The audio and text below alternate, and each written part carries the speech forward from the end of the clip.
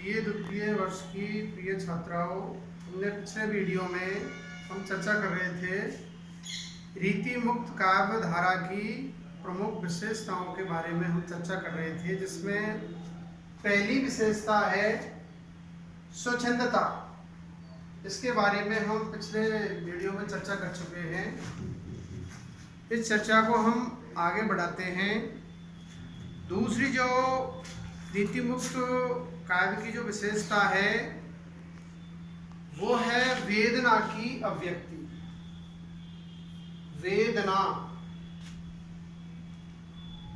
वेदना शब्द है एक तरह से हृदय के अंदर जो दुख की अभिव्यक्ति होती है उसको हम वेदना कहते हैं। अब किसी दृश्य को, किसी चीज को, किसी समस्या को, किसी परिस्थिति को देख करके हम अनुभव करते हैं, उसको हमारे शब्दों द्वारा जिसकी हम व्यक्ति करते हैं, अभिव्यक्ति करते हैं, उसको बताते हैं, चित्रित करते हैं। एक तरह से दुखानुभूति या दुख की जो अभिव्यक्ति है उसको हम वेदना की अभिव्यक्ति कह सकते हैं। स्वच्छंद काव्य धारा के कवियों के प्रेम दर्शन में वेदना की अधिकता है। वेदना इन कवियों के यहाँ इतनी प्रखर होकर आई है कि वह संयोग में भी पीड़ित करती रहती है। यह कैसो संयोग न सूझ परे जो वियोग न क्यों हूँ बिछोह तू है। वस्तुतः इस काल के व्यक्ति में घुटन, पीड़ा, निराशा के भाव ही प्रमुख है।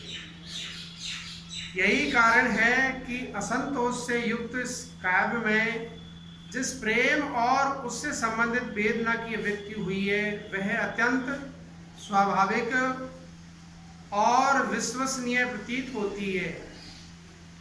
जैसे जब ते निहारे घन आनंद सुजान प्यारे, जब ते निहारे सुजान प्यारे, तब ते अनोखी आगी लागी रही चाखी। अगली जो विशेषता है नंबर 3,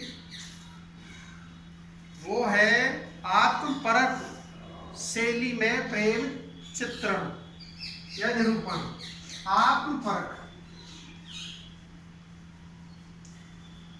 आत्मपरक शैली में प्रेम निरूपण।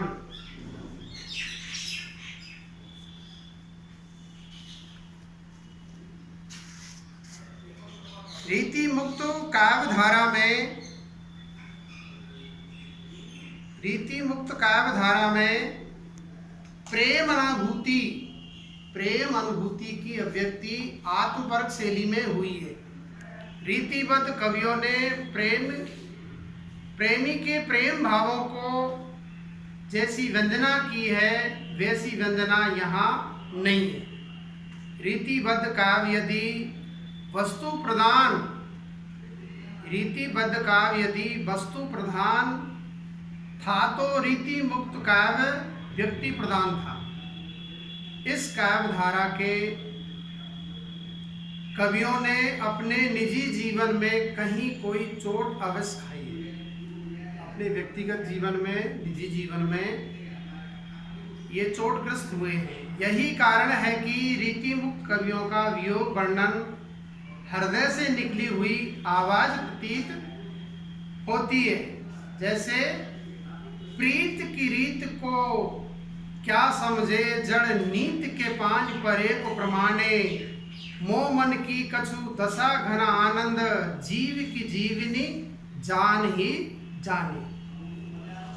अगली जो विशेषता है, चौथी जो विशेषता है, प्राचीन काव्य परंपरा का त्याग। प्राचीन काव्य परंपरा का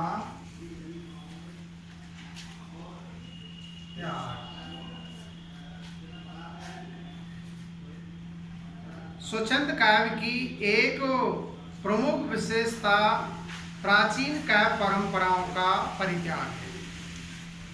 रीतिकालीन संपूर्ण साहित्य या तो अलंकारों की चमक दमक से युक्त है या फिर नायिका भेद और इसी से संबंधित अनेक कार्यकलापों का वर्णन प्रमुखता लिए हुए है। इस स्पष्टीकरण के लिए ठाकुर और घनानंद के काव्य लिए जा सकते हैं।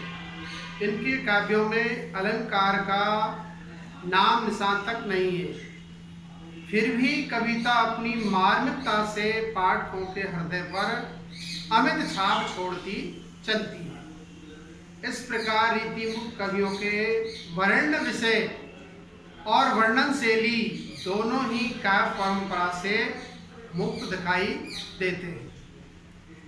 अगली पांचवी जो विशेषता है, प्रेम की पीर के गायक है।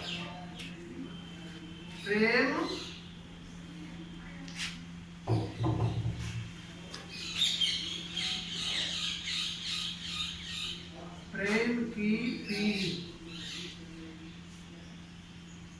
के गायक।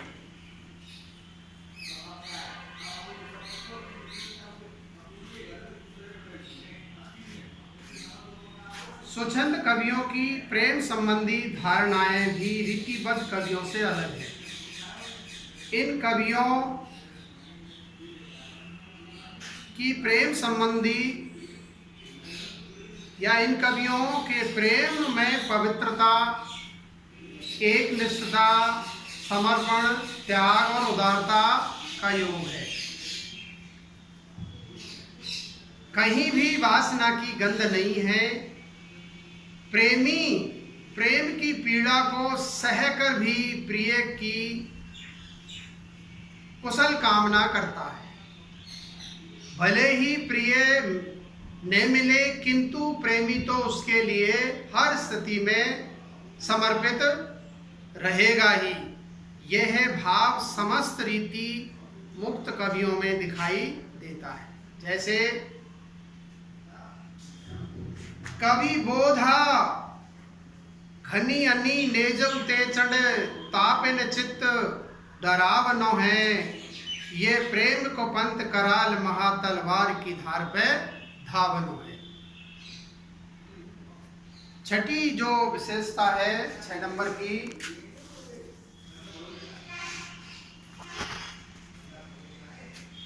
श्रृंगार के वियोग पक्ष की मार्मिकता। श्रृंगार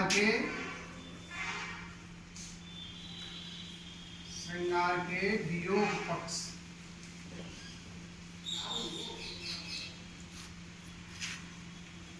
की मार्मिकता।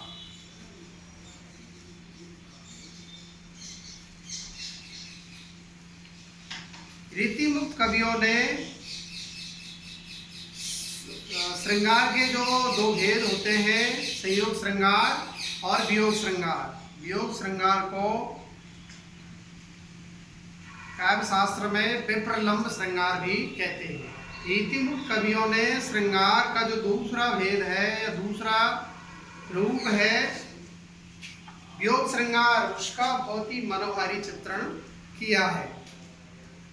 रीतिमुक्त स्वच्छंद कवियों की मूल प्रवृत्ति श्रृंगार के वियोग चित्रण की है। घनानंद सब में आगे हैं। उनकी काव्य रचना का मूल वियोग है।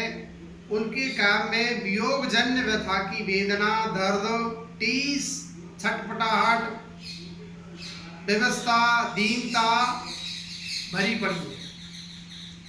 उनको सोना, जागना, हंसना, रोना भी नसीब नहीं है। इस तरह उसका जीवन और मृत्यु के बीच फंसा हुआ है। कवि बड़े दुख के साथ व्यक्त करता है। अंतर उद्वेग दहा आखिल प्रभा आंसू देख अटपटी चाहा भी जनी दहनी है। सोई न जागो न हंसिवो न रोईवो खोए खोए आपहु में चेटक लहनी है जीवन मरण जीव, मीच बिना बन्यो आए हाय कौन विधि। रची में ही की रहनी है, कई बार कवि पपिया के रूप में आनंद घन सुजान परमेश्वर से विरह पिपासा में मरने का वर्णन करता है। घन आनंद रस ऐन कहो कृपा निधि कौन हित, मरत पपिया कौन वे नैन बरसा, बरसों पे दरसो नहीं। अगली विशेषता है सौंदर्य चित्रण की विलक्षणता। अगली विशेषता की चर्चा हम बीए द्वितीय वर्ष की छात्राओं हेतु अगले वीडियो में हम चर्चा करेंगे। आज इतना ही पर्याप्त है।